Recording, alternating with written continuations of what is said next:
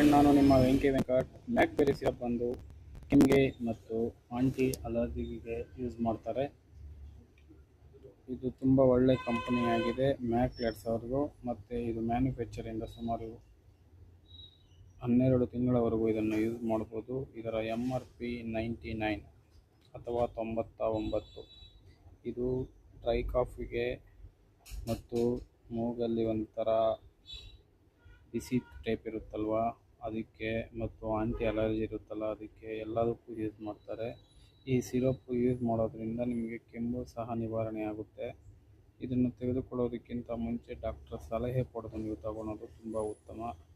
ಯಾಕಂದರೆ ಡಾಕ್ಟ್ರನ್ನು ಕೇಳಿಕೊಂಡು ನೀವು ತೊಗೊಳೋದ್ರಿಂದ ನಾರ್ಮಲ್ಲಾಗೂ ಕೆಲವರು ತೊಗೊತಾರೆ, ಕಫ ಇದ್ದರೆ ಕಫನೂ ಸಹ ಬಂದ್ಬಿಡುತ್ತೆ.